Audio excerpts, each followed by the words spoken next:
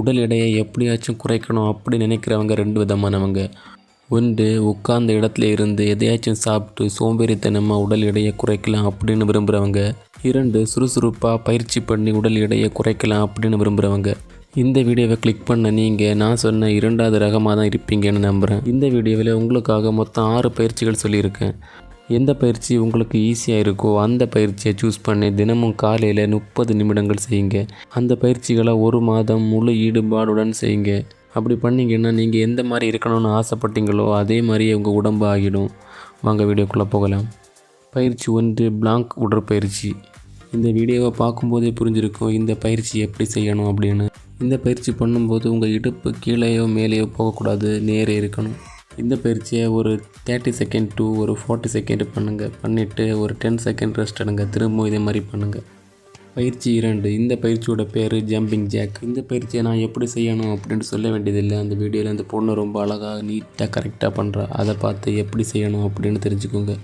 இந்த பயிற்சி ஆரம்பிக்கும் போது 1 நாள் 20 அப்படிங்கிற கவுண்ட் டவுனில் ஸ்டார்ட் பண்ணுங்கள். அப்புறம் படிப்படியாக கவுண்ட் டவுன் அதிகரிச்சுட்டே போங்க. பயிற்சி 3, ஸ்கிப்பிங். ஸ்கிப்பிங் எப்படி செய்யணும் அப்படின்னு நான் சொல்ல வேண்டிய அவசியம் இல்லை, அது உங்களுக்கே தெரியும்.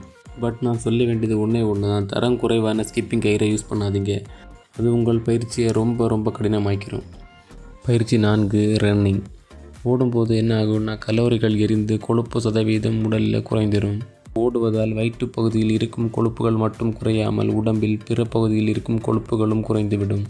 உங்களால் இப்போ ஓட முடியாது அப்படின்னா நீங்கள் நடைப்பயிற்சியும் செய்யலாம். பட் இந்த 2 பயிற்சிகளுமே வேகமாக கொழுப்பை குறைக்கிறது இந்த ரன்னிங் பயிற்சி தான். பயிற்சி 5, சைக்கிளிங். நீண்ட நேரம் சைக்கிளிங் பண்ணுறது நம்ம உடம்போட வலிமையை அதிகரிக்க உதவும். 30 நிமிடங்கள் சைக்கிளிங் பண்ணிங்கன்னா 250 முதல் 500 கலோரிகள் வரை எரிக்கலாம்.